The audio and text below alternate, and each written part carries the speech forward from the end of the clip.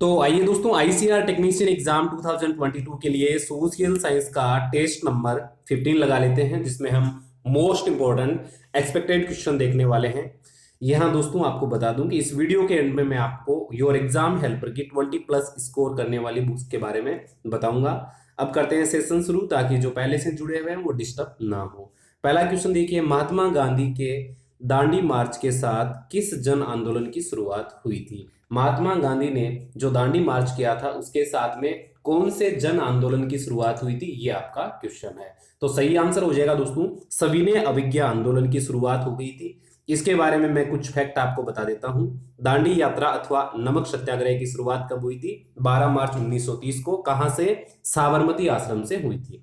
6 अप्रैल को यात्रा पूरी होने पर गांधी जी ने दांडी नामक स्थान पर नमक बनाकर ब्रिटिश कानून को तोड़ा था। यह आंदोलन ब्रिटिश सरकार की आबकारी नीति के विरुद्ध था। ब्रिटिश सरकार द्वारा नमक के उत्पादन पर कर लगाया गया था और यहां से दोस्तों सविनय अवज्ञा आंदोलन की शुरुआत हो गई थी। नेक्स्ट क्वेश्चन देखिए, भारतीय राष्ट्रीय कांग्रेस के लिए सेफ्टी वॉल्व का सिद्धांत किसने दिया था? सेफ्टी वॉल्व का सिद्धांत किसने दिया था भारतीय राष्ट्रीय कांग्रेस के लिए? तो ये दोस्तों दिया था लाला लाजपत राय ने। ऑप्शन नंबर बी हो जाएगा इसका बिल्कुल सही आंसर। इसके बारे में फैक्ट समझ लीजिए। लाला लाजपत राय ने 1916 में यंग इंडिया पत्रिका सेफ्टी वॉल्व सिद्धांत का उपयोग किया और इसे लॉर्ड डफरिन के दिमाग की उपज करार दिया गया था। ठीक है, नेक्स्ट क्वेश्चन देखिए, 1911 में दिल्ली दरबार में निम्नलिखित घोषणाएं की गई थी, इनमें से केवल एक घोषणा नहीं की गई थी, उसे आपको पहचानना है। 1911 के दिल्ली दरबार में कुछ घोषणाएं हुई थी और यहां पर आपको वो घोषणाएं दी गई है, लेकिन एक घोषणा ऐसी है जो नहीं की गई थी और वही आपको पहचाननी है। तो देखिए यहां पर घोषणाएं क्या क्या है। पहला देखिए, राजधानी कोलकाता से दिल्ली स्थानांतरित की गई, बंगाल के बंटवारे को रद्द किया गया, बंगाल उड़ीसा तथा छोटा नागपुर को बंगाल के अधिकार क्षेत्र से अलग किया गया, विभिन्न विधान परिषदों में भारतीयों का चुनाव। तो यहां दोस्तों सही आंसर हो जाएगा ऑप्शन नंबर डी। ये घोषणा दोस्तों नहीं की गई थी, विभिन्न विधान परिषदों में भारतीयों का चुनाव, ये घोषणा नहीं हुई थी। बाकी ये तीनों घोषणा दोस्तों की गई थी। यहां पर मैं आपको बता दूं कि दिल्ली दरबार 12 दिसंबर 1911 को आयोजित किया गया था। इस दरबार में जॉर्ज पंचम आए थे, ये इंपॉर्टेंट है, याद रखिएगा। नेक्स्ट क्वेश्चन देखिए, नीचे दिए गए विकल्पों का अवलोकन कीजिए। पहला है नील, अफीम और कपास। इनमें से किस फसलों को उगाने के लिए अंग्रेजों द्वारा भारतीय किसानों पर दबाव डाला जाता था? तो ऐसी फसल बताना है जिसको उपजाने के लिए या उगाने के लिए भारतीयों के ऊपर अंग्रेजों ने दबाव डाला था। तो सही आंसर यहां पर दोस्तों हो जाएगा आपका ऑप्शन नंबर हो जाएगा ए, नील और अफीम। नील और अफीम के लिए दोस्तों दबाव डाला गया था, किसके ऊपर? किसानों के ऊपर। यहां नील केवल नील नहीं कह सकते हैं, क्योंकि अफीम की उपज भी उस समय काफी इंपॉर्टेंट थी और ये दोनों क्या थी? व्यापारिक फसलें थी। ठीक है, इनके बारे में मैं फैक्ट आपको बता देता हूं। यहां पर देखिए, अंग्रेजों द्वारा भारतीय किसानों पर अफीम और नील की खेती करने के लिए दबाव डाला जाता था। ये दो फसलें आर्थिक रूप से काफी लाभदायक थी, जिससे ब्रिटिश सरकार का खजाना बढ़ता गया। दमनकारी नीतियों के फलस्वरूप समय समय पर कई हिस्सों में किसानों ने आंदोलन किया। 1917 में घटित हुआ चंपारण सत्याग्रह भी इसी नील के मुद्दे को लेकर जुड़ा हुआ था, जिसमें गांधी जी ने नील की खेती करने वाले किसानों को न्याय दिलाने के लिए सत्याग्रह किया था और न्याय भी दिलवाया था। नेक्स्ट क्वेश्चन देखिए, महाराष्ट्र के अग्रणी समाज सुधारक के संबंध में निम्नलिखित बिंदुओं का अवलोकन करें। दोस्तों वीडियो सेशन पूरा देखा करें, आधा अधूरा देखोगे तो एग्जाम में कुछ अच्छा नहीं कर पाओगे।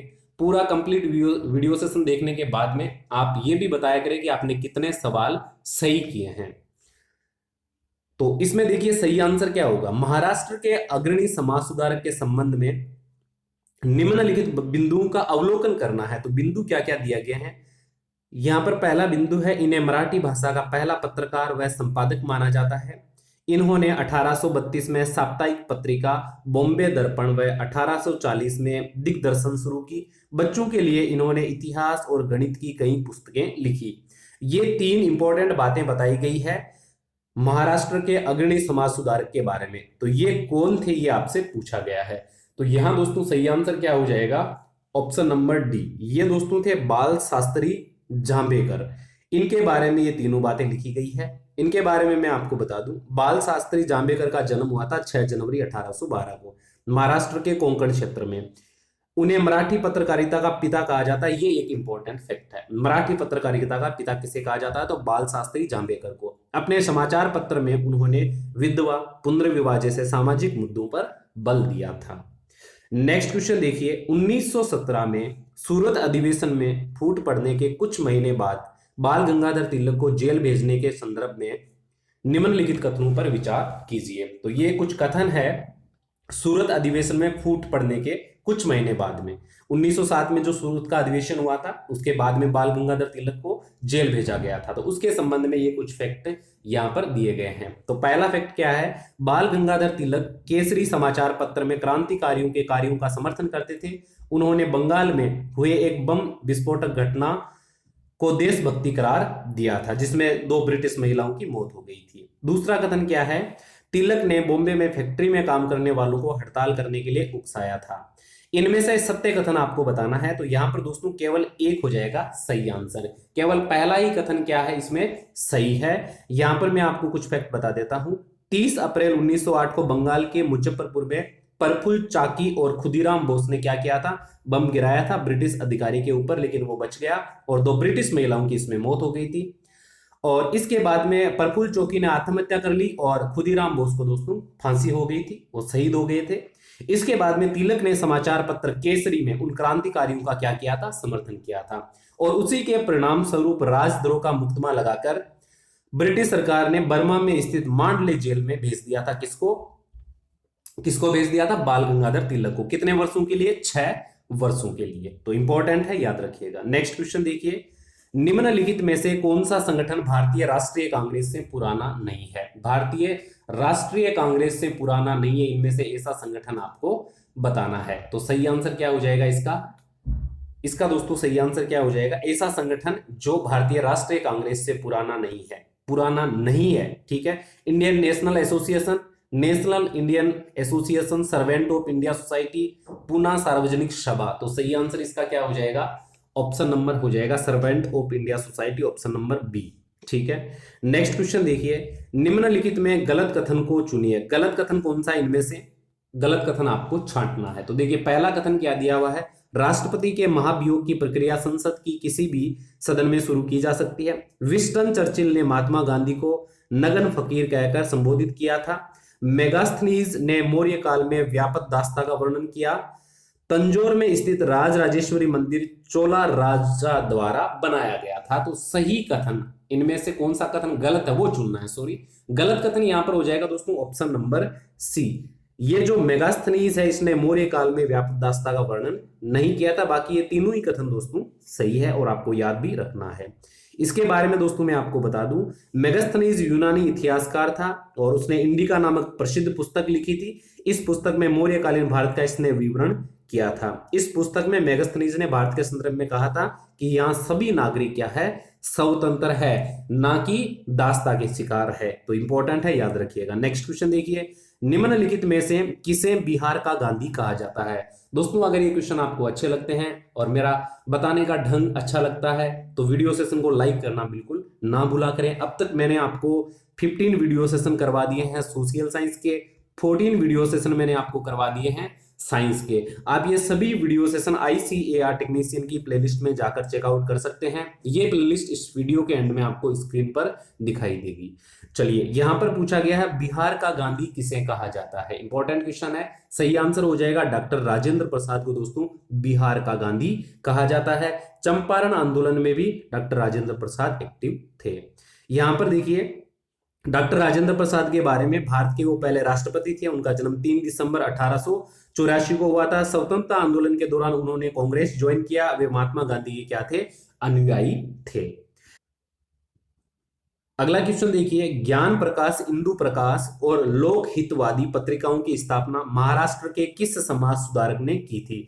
तो यहां पर दोस्तों इंदु प्रकाश, लोक हितवादी और ज्ञान प्रकाश, गोपाल हरि देशमुख ने इन पत्रिकाओं की स्थापना की थी। यहां पर आपको बता दूं, गोपाल हरि देशमुख का जन्म 18 फरवरी 1823 महाराष्ट्र में हुआ था। 25 वर्ष की आयु में इन्होंने साप्ताहिक पत्रिका प्रभाकर, लोक हितवादी, ज्ञान प्रकाश और इंदु प्रकाश की शुरुआत की और इन्होंने महिला शिक्षा, बाल विवाह, दहेज प्रथा जैसे मुद्दों पर कार्य किया था। नेक्स्ट क्वेश्चन देखिए, अंग्रेजों द्वारा पारित किए गए रेगुलेशन 17वां का संबंध किससे है? जो अंग्रेजों ने पारित किया था रेगुलेशन 17, उसका संबंध किससे है? तो इसका सही आंसर क्या हो जाएगा दोस्तों?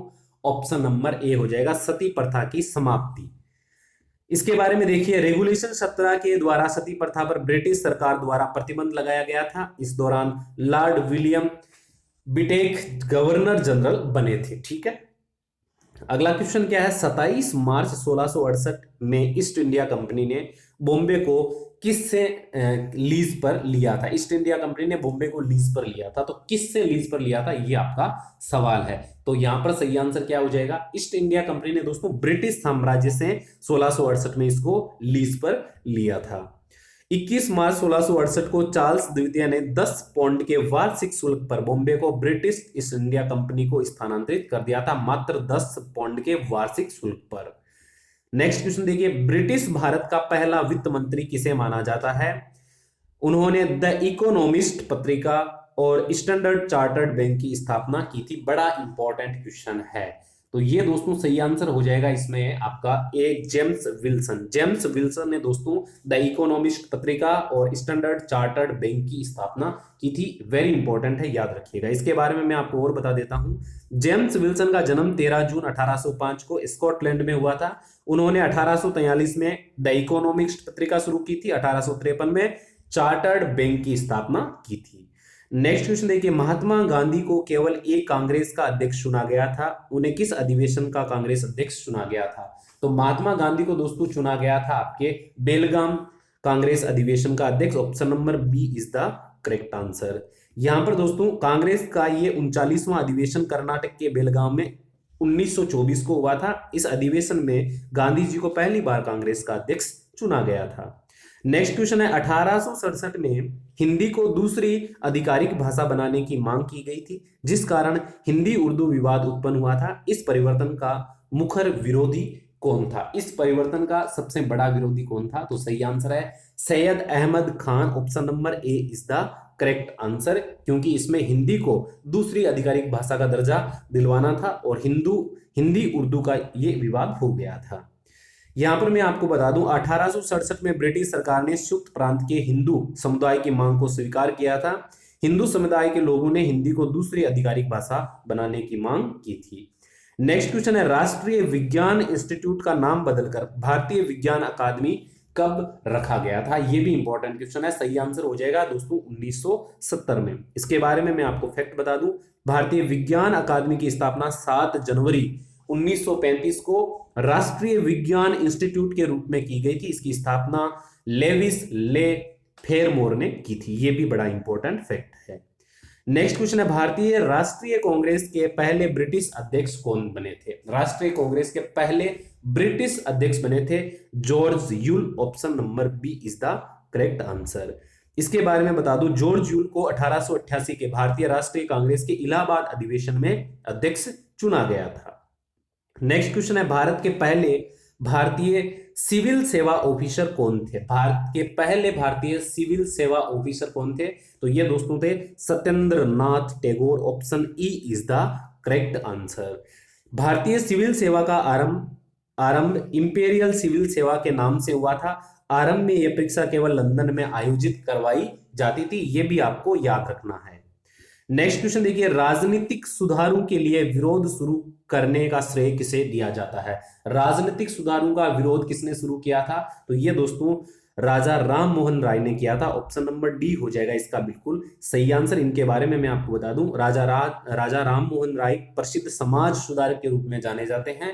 उन्होंने 1828 में दोस्तों ब्रह्मो समाज की क्या की थी? स्थापना की थी। नेक्स्ट क्वेश्चन देखिए, द्वितीय विश्व युद्ध के दौरान भारत के किस केंद्र शासित प्रदेश पर जापान ने कब्जा किया था? दूसरे विश्व युद्ध के दौरान जापान ने दोस्तों कब्जा किस पर किया था?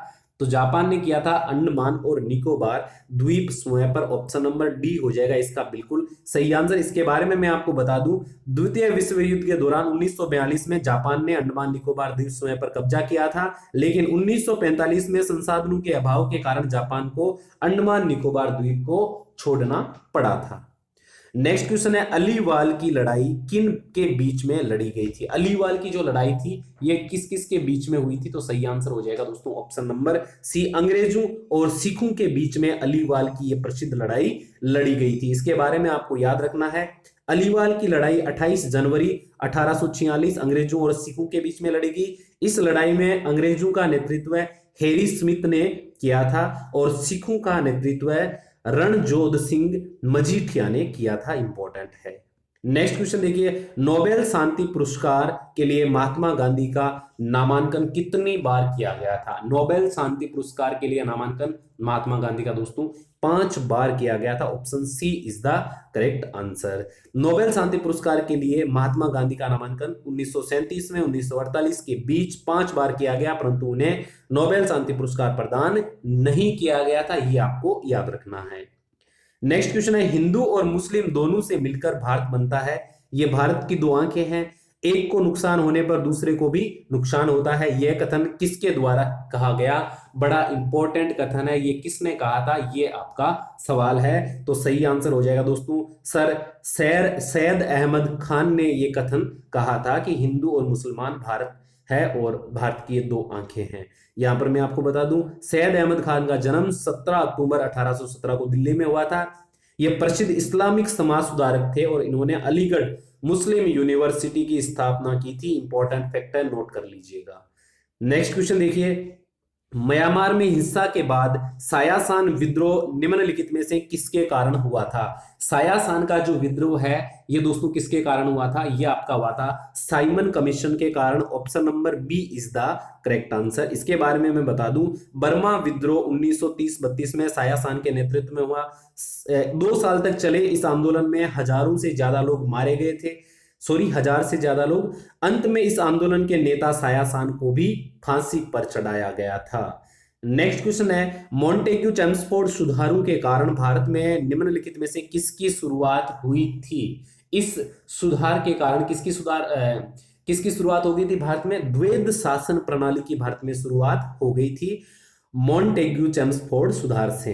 मॉन्टेग्यू चेम्सफोर्ड रिपोर्ट 1918 में तैयार की गई थी। इस रिपोर्ट को भारत सरकार अधिनियम 1919 में शामिल किया गया था। तो इस क्लास में मैंने आपको 25 मोस्ट इंपॉर्टेंट क्वेश्चन करवाए हैं। अब मैं आपको 20+ स्कोर करने वाली सोशल साइंस और साइंस की ई बुक के बारे में जानकारी दे देता हूं। जो लोग नए हैं, जिनको इसके बारे में अभी तक नहीं पता है, उनको मैं थोड़ा बता देता हूं। देखिए यहां पर मैं आपको बता दूं, योर एग्जाम हेल्पर ने सोशल साइंस की और साइंस की 2 ई बुक रिलीज की है। सोशल साइंस में 1000+ most important exam oriented MCQs है, जिसमें टोटल सोशल साइंस के 31 टॉपिक्स को इंक्लूड किया गया है। डेफिनेटली अगर आप इस बुक को 1 से 2 बार निकाल लोगे तो 20+ तक आप आसानी से पहुंच सकते हो। साइंस की बात करूं तो साइंस में दोस्तों बायोलॉजी, फिजिक्स और केमिस्ट्री तीनों के मिलाकर 800+ मोस्ट इंपॉर्टेंट एमसीक्यूज इसमें शामिल किए गए हैं। अगर आप ये दोनों बुक लगा लेते हैं तो डेफिनेटली दोनों में आप 20+ स्कोर करने वाले हो। लिंक मैंने इन दोनों ही बुक्स का आपको डिस्क्रिप्शन बॉक्स में दिया है, वहां से आप परचेज कर सकते हैं। बाकी दोस्तों मिलते हैं नेक्स्ट वीडियो सेशन में साइंस की टेस्ट क्लास में। तब तक के लिए सभी को जय हिंद। उम्मीद है आप सबकी तैयारी बेहतरीन चल रही है। लगे रहो, मेहनत करते रहो, लक्ष्य से ज्यादा दूर नहीं है, डटे रहो बस। डेफिनेटली ये एग्जाम क्रैक कर लोगे। Thanks for watching.